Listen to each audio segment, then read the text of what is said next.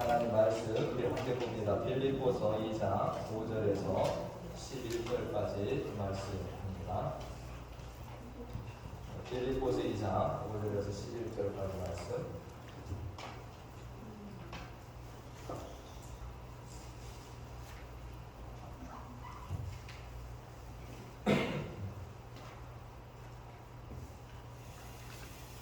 다 말씀을 우리 찬시주와 함께 우리 말씀을 읽겠습니다. 빌립보서 2장 5절에서 11절까지입니다. 함께 읽습니다. 너희 안에 이 마음을 품으라. 또 그리스도 예수의 마음이 그는 근본 하나님의 본체시나 하나님과 동등됨을 취할 것으로 여기지 아니하시고 오히려 자기를 비워 종의 형체를 가지사 사람들과 같이 되셨고 사람의 모양으로 나타나사 자기를 낮추시고 죽기까지 복종하셨으니 곧 십자가의 죽으심이라.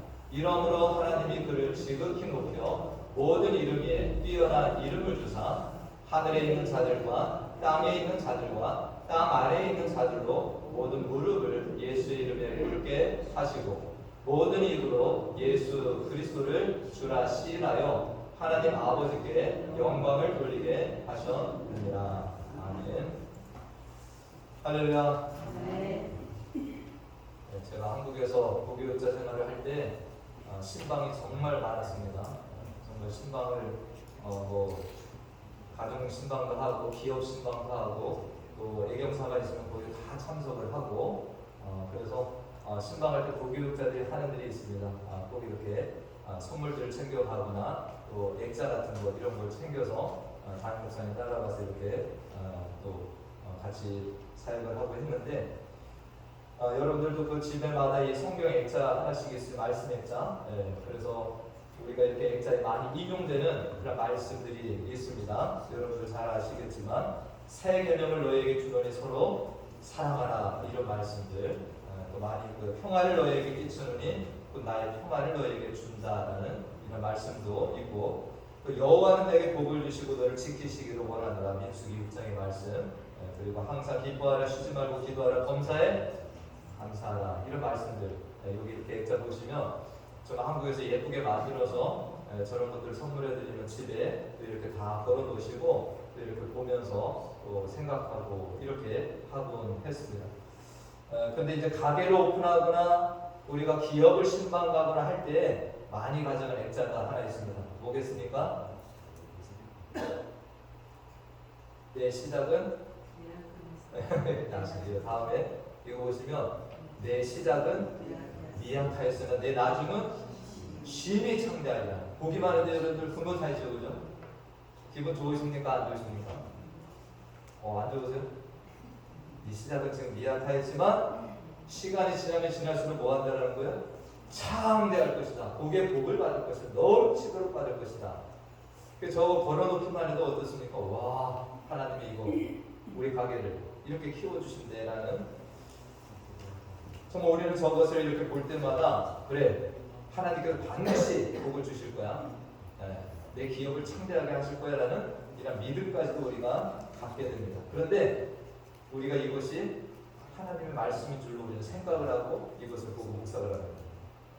그러니까 저것만 보면 우리는 오해를 하게 돼요. 그래서 우리가 이것이 말씀이 욥기의 말씀이 있습니다. 욥기 말씀. 근데 욥은 고난을 당했잖아요. 그런데 새 친구가 와서 위로한다고 이야기를 하는 것이 욥기의 전반 내용이에요. 엘리바스 빌다 소갈이라고 하는 새 친구가 와서 계속해서 욥과 대화를 나누는 겁니다. 그것이 욥기예요.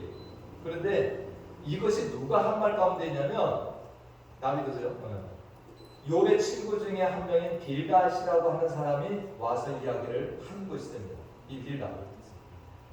근데 이 빌닷은 욥이 지금 갑자기 고난을 당했어요. 그의 재산이 다 망했습니다. 자녀들도 다 죽었어요. 그런데 이걸 뭐로만 보는 사람이냐면 죄의 결과라는 거예요. 네가 죄를 졌기 때문에 지금 이런 걸 당하는 거야. 네 자녀들 뭔가 하나님 앞에 죄를 졌어. 이렇게 관점을 가지고 이야기하는 사람이 새 친구입니다. 그런데 빌닷이 그 중에 이 얘기를 한 겁니다. 그 앞에 말씀을 보니까 이 말씀 앞에 뭐라고 했냐면 욥기 8장 4절 말씀에 빌닷이 욥에게 이렇게 얘기해요. 네 자녀들이 주께 죄를 지었으므로 주께서 그들을 그 죄에 버려두셨다. 그 다음 말씀을 보니까 네가 만일 하나님을 찾으며 전능하신 이에게 간구하고, 그 다음 말씀 또 청결하고 정직하면 반드시 너를 돌보시고 그 의로운 처소를 평안하게 하실 것이다. 이건 빌닷이 지금 자기가 생각하는 하나님, 즉 욥의 관점을 자기가 이해하고 이 말을 지금 하고 있는 겁니다. 그런 중에 오늘 7절 말씀을 한 거예요. 그래서 내 시작은 미약하였으나 내 나중은 심히 창대하리라. 즉 빌닷이라고 하는 친구가 욥이 지금 당한 일들을 이거 죄야 이렇게 계속 얘기를 몰아붙인 겁니다. 그런 중에 이거 너 지금 미약하지만 창대하게 될 거다. 근데 우리가 욥기가 42장까지는 끝장에 가서 보니까 하나님이 말씀하시는 부분이 있어요. 자, 다음에 이 말씀에 보면 여호와께서 욥에게 말씀하십니다. 막반에 가서. 그리고 나서 여호와께서 대만 사람 엘리바스, 이 사람도 욥의 친구예요. 세 친구 중에 한 명이에요. 근데 엘리바스에게 이르시되 내가 너와 내 두 친구에게 구한다는, 엘리바스, 빌닷, 소발 세 친구를 얘기합니다. 그러면서 이는 너희가 나를 가리켜 말하는 것이 내 종 욥의 말같이 옳지 못하다는 거예요.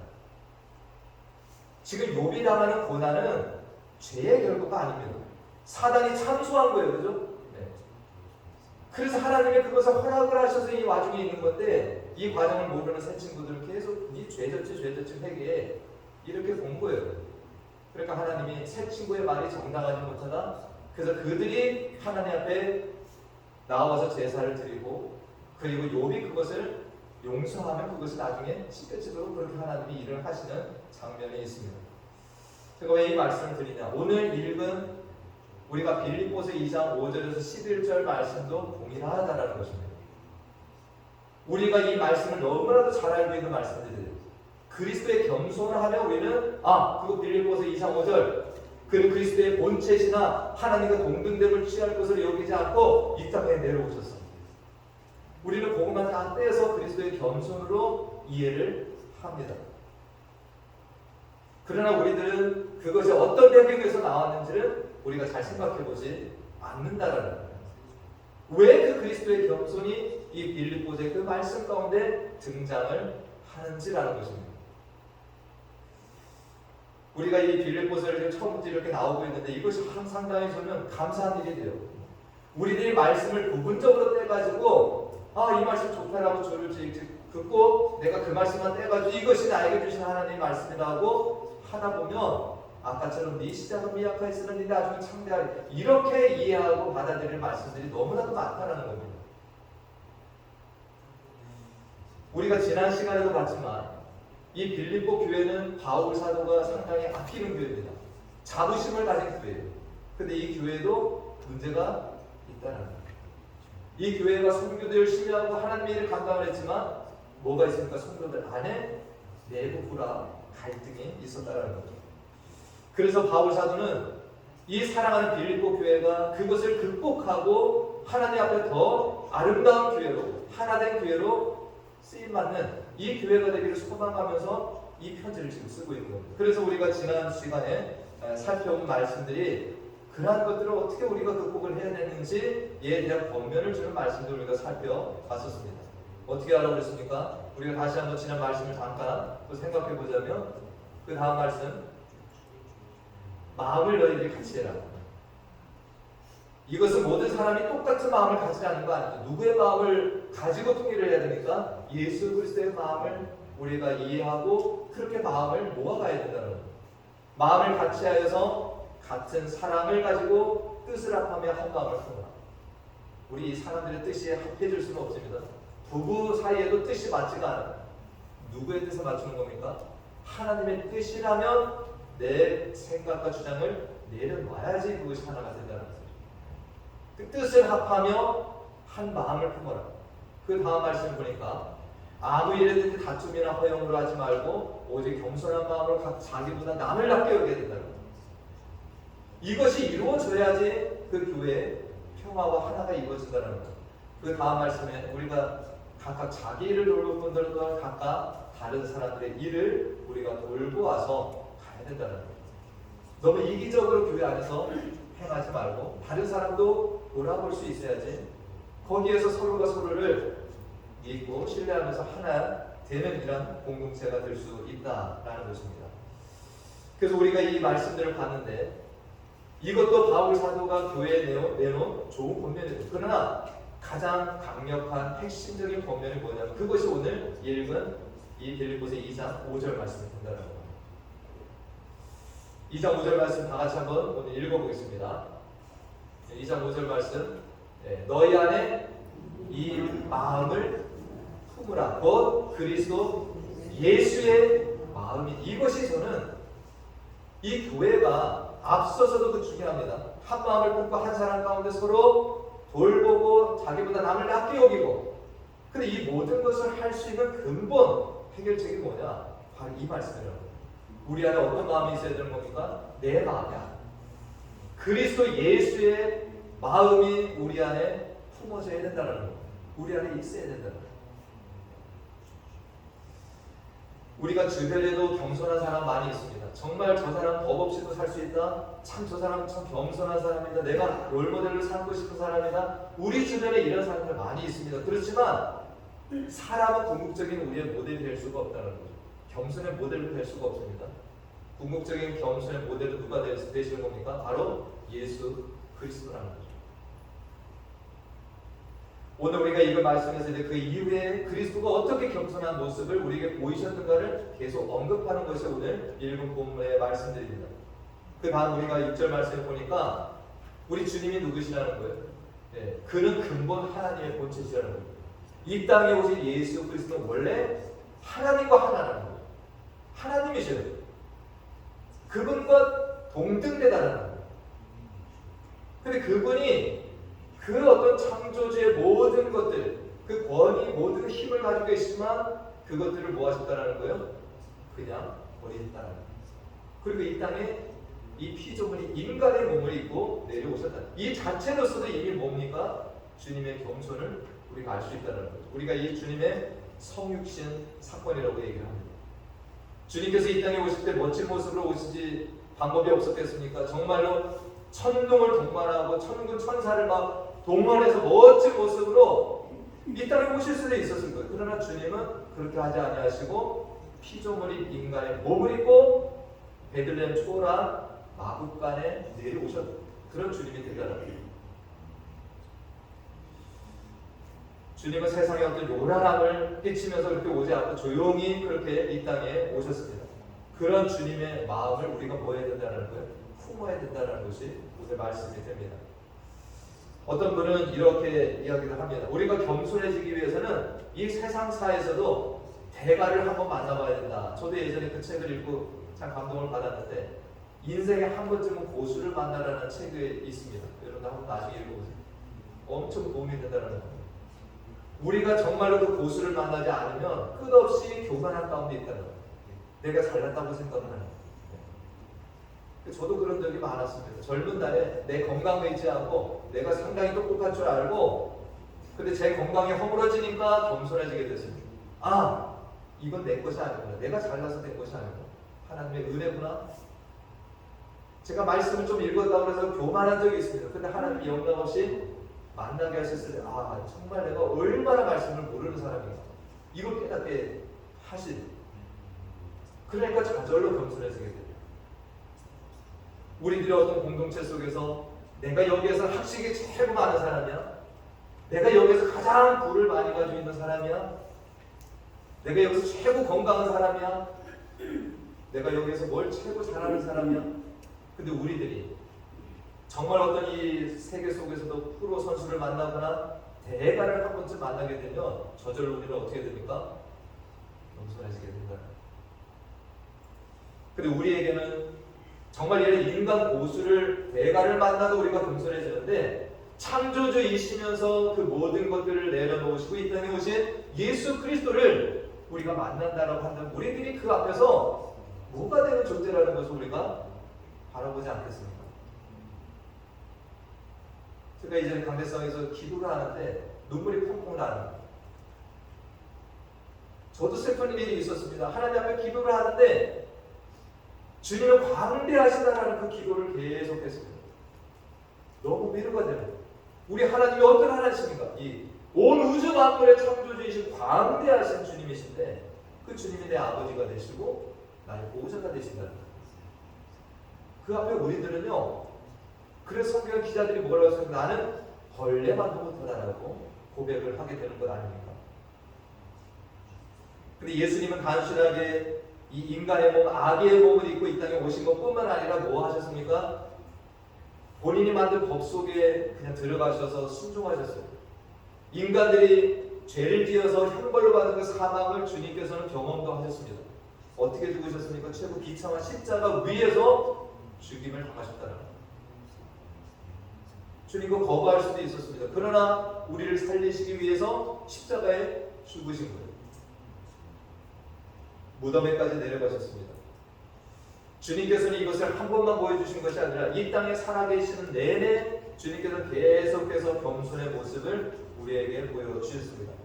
주님께서 이 땅에 계시면서도 왕궁 찾아다니고 화려한 장소, 높은 사람들 만나서 내가 어떤 사람이다라고 그렇게 드러내려고 하는 것이 아니라 주님께서 오히려 뭐 하셨습니까? 소외되고 정말 사람들이 찾지 않는 세리나 장녀들까지 주님께서 그런 자리에 가셔서 그들과 함께 지내신 모습으로 이 땅을 사셨습니다. 주님께서는 이 하나님의 사역을 감당하기 위해서 예루살렘에 입성하시는데도 백마 타고 들어가셨나요? 우리가 잘 아시잖아요. 뭐 타고 들어가셨습니까? 나귀 타고. 그것도 어린 나귀 새끼를 타고 예루살렘에 입성하시는 그 모습을 주님께서 보여주셨습니다. 아마도 우리가 성경 가운데서 우리 예수님께서 가장 겸손한 모습을 우리에게 눈에 보이게 보여준 사건은 우리가 요한복음 13장의 세족식 사건이 아닐까 생각합니다. 오늘 주보에도 그래서 제가 이 예수님의 세족식 그 모양을 제가 인용해서 오늘 주보에 실었는데, 주님께서는 자신이 이제 아버지께로 갈 줄 아셨습니다. 이제 나의 마지막이 왔구나. 내 제자 누가 이 가룟 유다가 나를 팔 것이다. 이거 다 아셨습니다. 그런데도 주님께서 뭐 하셨습니까? 마지막 만찬의 자리에서 종의 모습을 가지셨습니다. 세상의 종과 같은 모습. 자기 겉옷을 다 벗고 허리춤에 수건을 두르고 대야에 물을 담아다가 제자들의 발을 일일이 닦아주셨다는 거죠. 그것이 주님께서 마지막 식사 자리에서 보여주신 모습이 됩니다. 주님께서 이렇게 또 제자들에게 말씀하셨습니다. 요한복음 13장 13절 말씀을 보니까 너희가 나를 선생이라 또는 주라 하니 너희 말이 옳도다. 내가 그러하다. 나는 너희의 선생이고 너희의 주가 된다. 그 다음 말씀을 보니까 내가 주와 또는 선생이 되어 너희 발을 씻었으니 너희도 서로 발을 씻어주는 것이 옳다라는 거예요. 제자들은 지금까지 주님을 따라다니면서 뭐 하기를 원했나요? 아, 주님께서 메시아로 이 땅에 오셨고 이 땅에서 높은 자리를 차지하시면 내가 그 옆에서 한 자리 차지해야지. 제자들의 마음은 거기에 있었습니다. 근데 영락오신 주님께서 뭐 하셨어요? 발을 닦아주시면서 너희들 내 제자냐? 너희들도 나중에 선생이라는 소리를 들을 것이고 이런 놀라운 호칭도 들을 수도 있다. 그러나 너희들이 그걸 받았을 때 뭐 해야 된다는 서로 발을 닦아주는 이 섬김의 종들이 되라라고 주님께서 이 마지막 가르침을 가르쳐 주시면서 죽음을 당하셨다라는 것입니다. 오늘 바울은 빌립보 교회가 정말 하나님의 놀라운 사역을 감당했지만 이 서로 간의 어떤 분화와 갈등, 이것을 해결할 수 있는 것은 그리스도의 겸손을 닮아가는 것, 이것이 최고의 해결책이다라고 지금 제시를 하고 있는 말씀이 오늘 본문이 된다는 거죠. 동떨어져서 이것이 그냥 그리스도의 겸손으로 나온 것이 아니라 이 땅을 살아가는 우리의 성도들이 정말로 그 교회로 함께 갈 수 있는 그것을 위해서 오늘 이 겸손이라는 것을 바울 사도가 편지로 기록을 하고 있다는 것입니다. 우리가 정말 이 겸손의 왕 되신 주님을 바라보고 그분이 가신 길을 따라가고 그분을 닮아가려고 우리가 살아갈 때 정말 가정이나 공동체나 뭐가 될 수 있습니까? 그 안에 천국이 이루어지는 겁니다. 하나님의 나라가 그곳에도 임하게 되는 것입니다. 우리가 날마다 이 주님을 만날 수 있기를 간절히 축원드립니다. 날마다 저도 오늘 새벽에 와서 또 기도하면서 내가 여러 가지 생각들이 있지만 정말 성기신 주님을 다시 한번 바라보고 주님을 내가 닮아가는 오늘 이 시작이 됐으면 좋겠다. 오늘 그분의 말씀을 듣고 그분의 겸손함을 내가 좀 닮아가는 종이 되면 좋겠다. 그분의 가르침을 내가 잘 이해하고 또 내가 그렇게 섬기려 할 때 가정이나 공동체는 소란이 사라질 것입니다. 할렐루야. 반대로 어떤 공동체든지 내가 으뜸이 되고자 하고 내가 대상이 되고자 하고 내가 사람들의 인정을 더 받으려고 할 때 그 안에는 어떤 균열과 다툼, 경쟁이 일어나게 됩니다.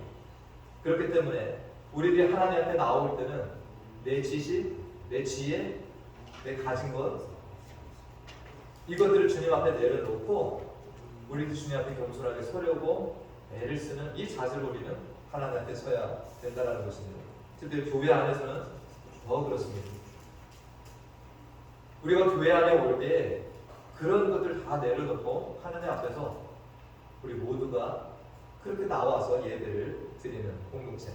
우리가 마태복음 25장 잘 하시는 말씀이 되잖아요. 주님께서 이 땅에 오시면 뭐 하십니까? 영광의 보좌에 앉아서 심판하신다고 그랬습니다. 주님께서 심판하시는데 오른편에는 양의 무리가 있고 왼편에는 염소의 무리가 있습니다. 그때 그 대답들을 우리가 보게 되면 그 어떤 마음을 가지고 왔는지를 우리가 알 수 있습니다. 먼저 주님께서 오른편에 있는 자들에게 칭찬하시면서 이렇게 말씀하십니다. 다음 말씀 보여주시면 의인들이 대답해야 돼요. 주님께 칭찬하셨어요. 그러니까 이 오른편에 있는 사람들이 뭐라고 해요? 주여 우리가 어느 때에 주께서 줄이신 것을 보고 음식을 대접하였으며 목마르신 것을 보고 마시게 하였나이까. 그 다음 말씀에 어느 때에 나그네 되신 것을 보고 영접하였으며 헐벗으신 것을 보고 옷 입혔나이까. 다음 말씀에 어느 때에 병드신 것이나 옥에 갇히신 것을 보고 가서 이뤘나이까. 이 사람들이 많이 한 겁니다. 근데 주님께서 그것을 칭찬하니까 주여 우리가 언제 주님을 위해서 그렇게 했습니까? 주님께서 뭐라고 했습니까? 작은 소자에게 한 것이 내게 했다라는 거예요. 이 사람들은 그렇게 살았던 거예요. 겸손하게 한 것도 잊어버리고 그냥 살아가는 겁니다. 언제 우리가 그랬습니까? 주님 한 적이 없습니다. 반면에 왼편에 있는 자들은 뭐라고 얘기합니까? 주님의 책망을 받았을 때 이렇게 대답을 합니다. 다음 말씀에 보면 그들도 대답하이르되 주여 우리가 어느 때에 주께서 줄이신 것이나 목마르신 것이나 나그네 되신 것이나 헐벗으신 것이나 병드신 것이나 옥에 갇히신 것을 보고 공양하지 아니하더이까. 했지 않습니까 우리가? 라는 대답을 지금 하고 있다는 겁니다. 이 말씀을 보면서 우리도 나중에 주님 앞에 섰을 때 아까도 그 찬양을 불렀잖아요. 멸류관 가지고 우리가 뭐 해야 됩니까? 주님 앞에 던지려고 우리를 받는 거예요. 그거 쓰고 내가 자랑하려고 그러는 것이 아니라 내가 그거 쓰는 것이 아니라 이 모든 멸류관을 내가 받더라도 그것은 누구의 은혜를 받은 겁니까? 주께서 도와주셨기 때문에 이거 주님 것입니다라고 우리가 요한계시록을 보면은 이 모든 장로들이 그 멸류관을 벗어서 주님의 보좌 앞에 내어드리는 장면을 보게 됩니다. 우리는 그러려고 우리가 신앙생활을 하는 거죠. 내가 나중에 천국 가면 높은 자리에 올라가고 높은 막 그냥 이런 상급 받는다. 이것 때문에 우리가 지금 신앙생활을 한다고 하면 우리에게 약간 성경을 오해하는 부분도 있습니다. 오늘 이 마태복음 25장에 우리는 양의 길이 있고 염소의 길이 있습니다. 오늘 이 말씀 속에서 바울 사도는 이 그리스도의 마음을 너희가 품으라라고 하고 있습니다. 이 품으라. 이것이 헬라 원어로 봤을 때 어떤 의미를 담고 있냐면 얻으려고 애를 써라 전념하라 이렇게 되어 있습니다. 그 그리스도의 마음을 너희가 품는다라는 것은 그 마음을 가지고 너희들이 세상을 살아가도록 그렇게 사람들을 대하도록 힘을 쓰라는 이 의미가 담겨 있다는 겁니다. 그래서 이것을 NIV에서는 에티튜드로 나와 있습니다. 너희가 그리스도의 마음을 품는다라는 것은 그리스도와 같이 너희가 다른 사람들 그렇게 태도를 보이면서 살아가도록 힘쓰라 이렇게 우리가 이해할 수 있는 말씀이 됩니다. 우리는 그렇기 때문에 그리스도의 마음을 품는 것이 쉬운 일은 결코 아닙니다. 이것이 우리의 기도의 제목이 되어야 됩니다. 우리가 기도할 때 많은 복을 주십시오, 건강 주십시오, 이것도 기도 제목이지만 우리 주님 앞에 나아갈 때마다 내가 그리스도의 마음을 갖게 해주십시오. 할렐루야. 내가 좀 겸손하게 살게 해주십시오. 내가 조금만 예배당을 나가는 순간, 이 말씀을 내가 내려놓는 순간 내 속에 뭐가 올라오니까 금방 교만이 싹올라와요. 저도 마찬가지입니다. 우리가 절제할 수 있는 부분이 아니에요. 그렇기 때문에 기도 제목으로 뭐 해야 됩니까? 주님, 내가 주님과 같이 겸손한 길을 가게 해주시오. 기도 제목입니다. 이것이 신앙 자세가 될 수 있다는 거예요. 어디에 힘을 기울여야 되는가? 우리가 전도도 해야 되고, 기도도 해야 되고, 봉사도 해야 되고, 그러나 그 모든 것들을 할 때 기본이 뭡니까? 예수 그리스도의 이 마음, 겸손으로 우리가 이것을 할 수 있어야 된다. 오늘 우리들이 이 길을 걸어갈 때 하나님도 일을 하십니다. 오늘 9절 말씀에 보니까 바울 사도가 그 하나님께서 예수 그리스도에게 하신 일이 무엇인가? 이러므로 하나님이 그를 지극히 높여 모든 이름 위에 뛰어난 이름을 주셨다는 거죠. 정말 하나님의 뜻에 순종해서 겸손하게 이 땅을 내려오시고 그 겸손의 길을 끝까지 걸어가신 예수 그리스도를 누가 높여주십니까? 하나님이 그를 지극히 높여 모든 이름에 뛰어난 이름을 주셨다는 거예요. 우리들이 스스로 높아지고자 한다고 해서 높아지는 건 절대 아니지 않습니까? 저도 아직 연령이 그렇지만 지금 느끼겠습니다. 우리가 이 땅을 살아가는데 내가 아무리 해도 안 되는 것이 있어요. 누가 하시는 겁니까? 그거는 하나님이 하시는 거예요. 우리가 그것을 인정하고 살아가는 것이거든요. 하나님께서 너는 이 길을 가야 된다고 하는데 고집 피우면서 나는 이것을 잡고 내가 꿈꾸면서 내 욕망을 가지고 주님을 섬기는 것이 아니라 뭐가 좋은 신앙이냐? 빨리 하나님의 뜻을 깨닫는 거라는 거죠. 주님께서 나에게 이 길을 가게 하시면 아멘 하고 그 길을 따라가는 거예요. 우리가 높아지려고 하는 순간에 우리는 뭐가 됩니까? 하나님을 거역하는 일이 될 수 있습니다. 우리가 성경을 읽다 보면 무서운 사건이 많이 있잖아요. 우리가 구약 성경에도 보면은 우리가 모세라고 하는 지도자도 힘들었습니다. 내려놓고 싶었어요. 근데 그 자리를 탐하는 사람이 있었습니다. 고라 같은 사람. 왜 니만 지도자냐? 고라뿐만 아니라 다단과 아비람 같은 사람이 합력해서 그렇게 한 일이 있습니다. 우리가 구약 성경에 하만이라는 사람을 알죠. 하나님 백성들을 전부 다 죽이려고 했던 그 교만한 하만. 그러나 나중에 어떻게 됩니까? 비참한 말들을 겪게 되죠. 우리가 신약 성경에서 갈륜 유다와 아나니와 삽비라 같은 사람도 마찬가지입니다. 다른 사람이 잘 되는 걸 보고 나도 그 자리에 다른 사람들 어떤 칭찬을 받고자 계속해서 가다가 뭐 한 겁니까?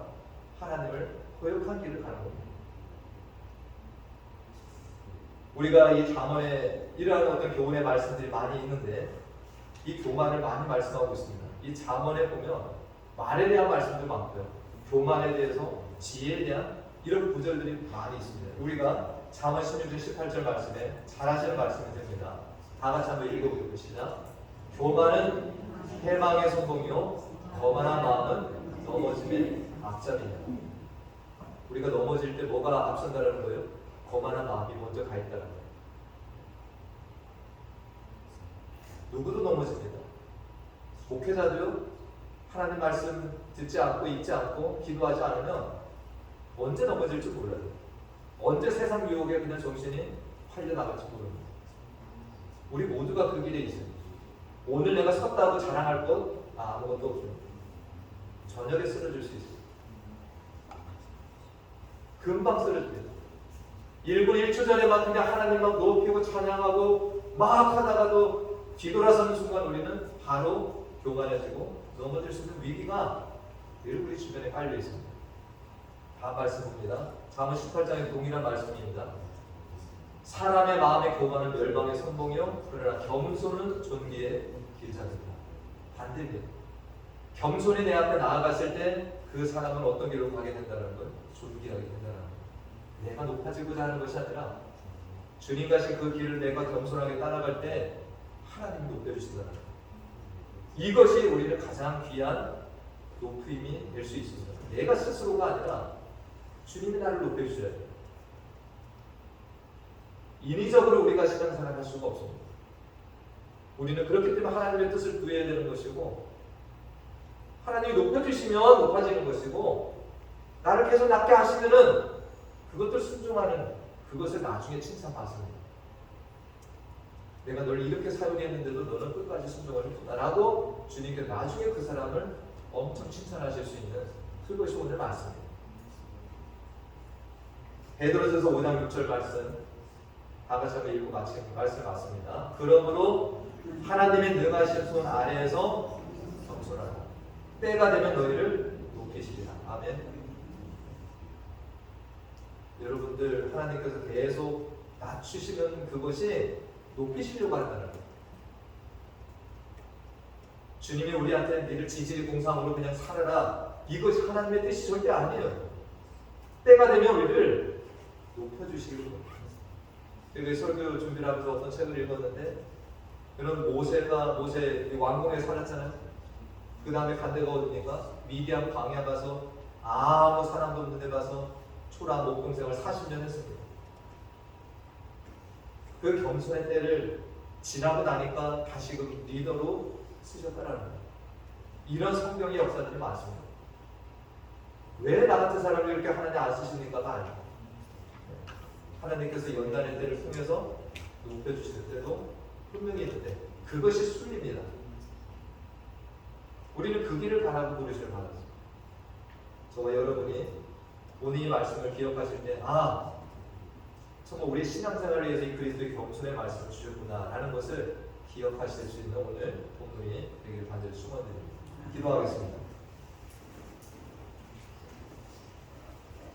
하나님, 우리가 예수님을 믿고 구주로 영접한 이후에 나는 죽었다라고 하지만 어느 순간 옛 교만한 자아가 일어나서 나를 주장하고 교만의 길을 방해하고 분란을 일으키기도 합니다.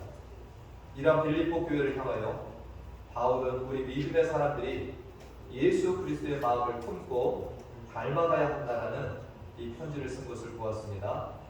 우리들이 아직 만왕의 왕 되신 예수님을 제대로 만나지 못하고 겸손의 왕이신 주님을 제대로 이해하지 못함으로 우리들이 또 교만한 모습으로 살고 있는 때가 있지 않은가 돌아봅니다. 오늘 말씀과 같이 우리들이 날마다 주님의 겸손을 품기 위해서, 닮아가기 위해서 애를 쓰고 그런 주님의 겸손을 닮아가는 주의 자녀들 다 되게 해주시길 간절히 소원하고 예수님의 이름으로 기도하옵나이다. 아멘.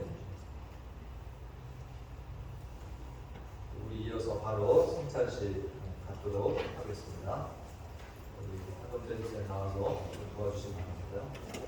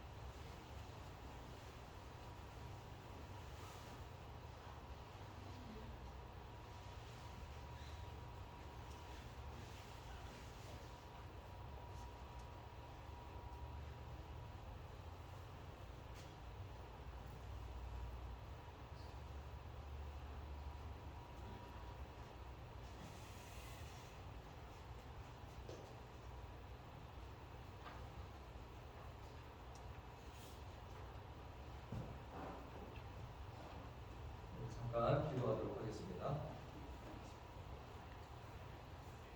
하나님, 오늘 하나님 앞에 나와서 예배드리고 저희 성찬식을 저희들이 함께 받습니다.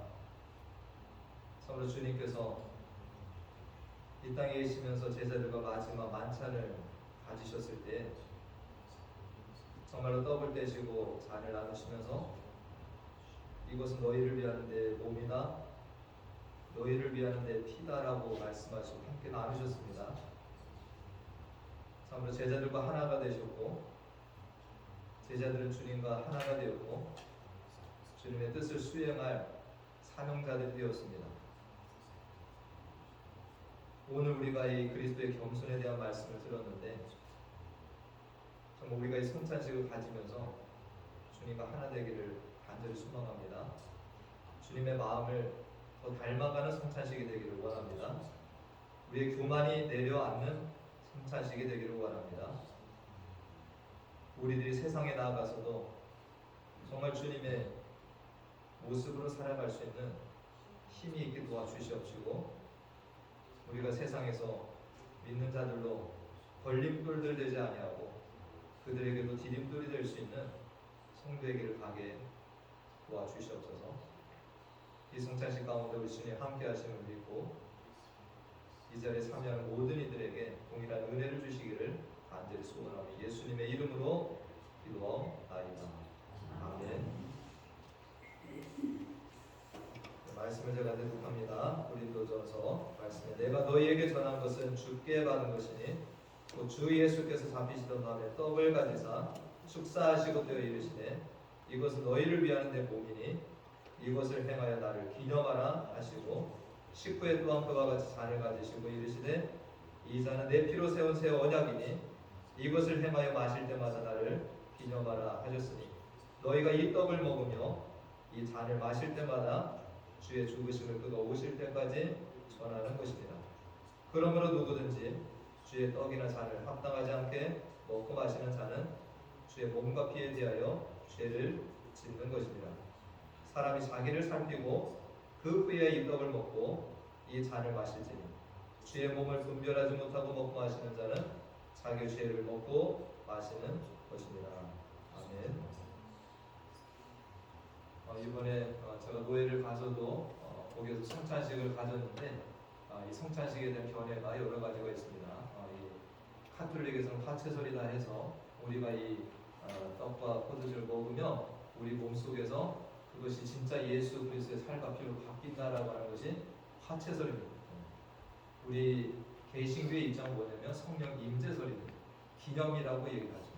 이것은 주께서 우리에게 말씀하신 것처럼 주의 죽으심을 기억해라. 기념하라라는 것입니다. 그래서 주의 죽으심을 오실 때까지 증거한다라는 것을 또한 기억하는 것이다. 우리는 그런 칼빈의 영적 임재 이것을 가지고 우리는 성찬을 진행을 합니다. 그런 이야기를 좀 나눴었는데 여러분들 이 떡과 잔을 나누시면서 우리가 중요한 것은 주님과 내가 하나가 되었고 이것을 나누는 우리 모두는 뭐라는 겁니까? 한 믿음의 공동체라는 겁니다. 우리 성도들은 더 가까운 공동체입니다. 제가 과테말라에 있을 때 이 현지인 교회를 가서 성찬식을 하는데 제 눈이 띄어졌어요. 거기 현지 성도 한 명이 이 잔을 들고 다들 마시는데 혼자서 여기 앞에서 잔을 내려놓고 펑펑 우는 거예요. 그 잔을 쉽게 먹지 못하고 울고 정말 그러다가 나중에 그 잔을 먹는 걸 보면서 제가 얼마나 감동을 받고 정말 모습은 헌 옷을 입고 얼굴은 꼬질꼬질한 그분이지만 정말 주님께서 저를 위해서 죽으신 내 자매구나라는 생각이 처음 들었습니다. 그때까지는 그렇게 생각이 들지 않았어요. 여러분들도 그것이 성찬식 가운데 우리의 눈이 띄어줄 수 있는 시간이에요. 여러분들이 이 성찬식을 같이 갖는다는 거 이거 엄청난 의미가 있습니다. 세상 사람들이 같이 못하잖아요. 저와 여러분들은 주께서 살리셨고 이 원리를 알기 때문에 이 성찬식에 참여하는 거예요. 우리는 그렇기 때문에 이 성찬을 이해 못하는 사람들은 우리가 못 참여하게 하는 겁니다. 그냥 떡 먹고 떡이 맛있네, 포도주가 뭐 쓰네 다네 이거 평가하는 시간이 아니라는 거죠. 우리 정말 주께서 나를 위해서 죽으셨다는 것, 내가 정말 주님의 죽으심 하나가 되어지고 우리 공동체가 한 믿음 가운데 있다는 것을 다시금 확인하는 것이 성찬 예식이 됩니다. 여러분들 이것의 의미를 아시고 기도하시면서 오늘 이 성찬 가운데 내려주신 은혜를 저와 우리 모두가 함께 가지실 간절히 축원드립니다. 네, 먼저 분병하도록 하겠습니다. 주 예수 그리스도께서 잡히시던 날 밤에 떡을 가져사 축사하시고 제자들에게 떼어 주셨습니다. 주의 분부하심을 따라 저도 여러분에게 이 떡을 나누어 드립니다. 여러분들 하나씩 받으시고 기도하시다가 함께 떡을 들도록 하겠습니다. 이 앞에 나와서 서주시기 바랍니다.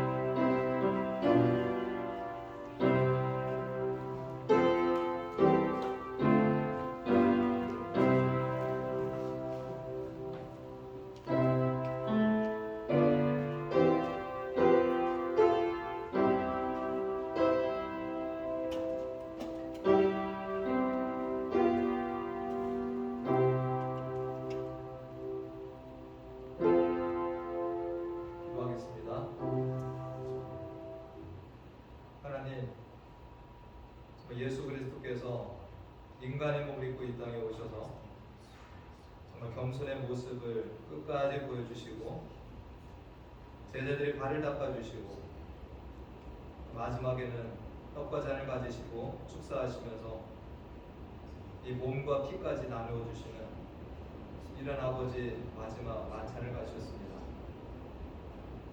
이 성찬에 담긴 귀한 의미를 우리가 기억하며 정말 이 떡과 이 잔을 대할 때마다 그런 주님을 기억나게 하시고 특별히 이 떡을 먹으며 우리가 주님과 하나 된 것을 기억하며 살아갈 수 있도록 도와주시고 특별히 우리 옆에 있는 형제 자매들이 정말 주님과 하나 된 정말 세상의 어떤 관계보다도 더 끈끈한 주의 형제 자매들임을 기억하며 살게 도와주시고 정말 서로를 낮게 여기고 사랑하며 살아갈 수 있는 우리 공동체가 되게 도와주시옵소서. 감사하며 예수 그리스도의 이름으로 기도하옵나이다. 아멘. 함께 먹겠습니다.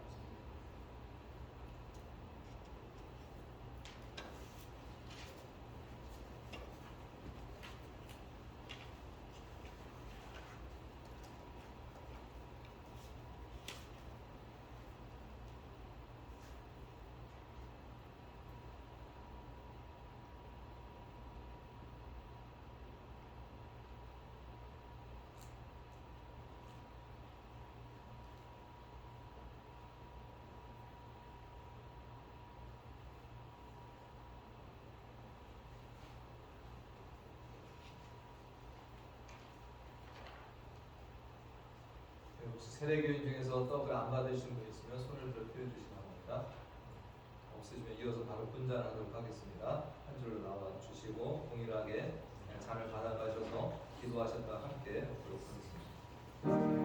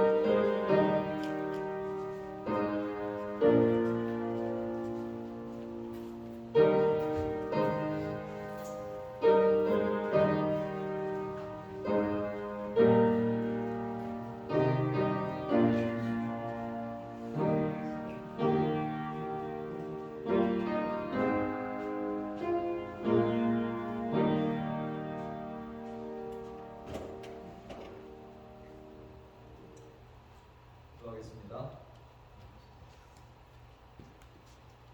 예수 그리스도께서 십자가에서 흘리신 그 보혈로 말미암아 우리들이 흘려야 될 그 죄값을 주님께서 대신 치러 주셨습니다.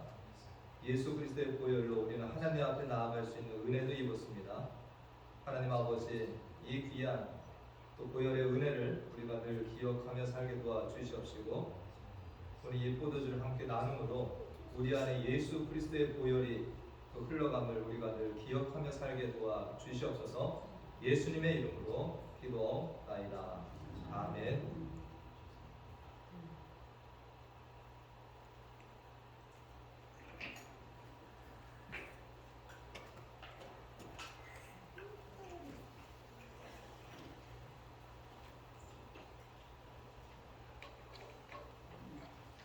혹시 세례 교인 중에서 안 받으신 분 있으면 교회 주시기 바랍니다. 알고.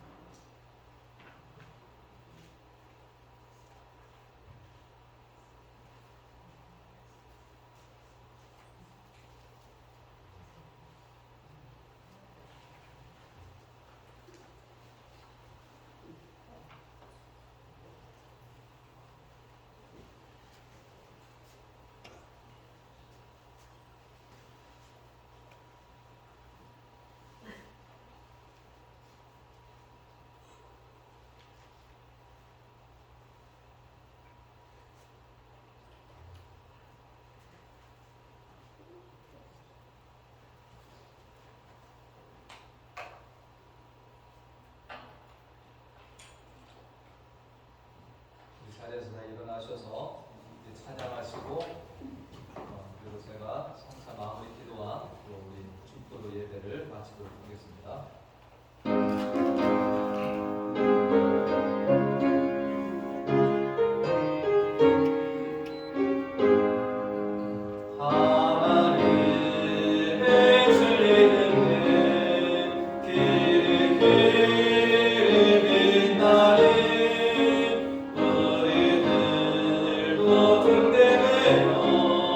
주의 사랑을 주세.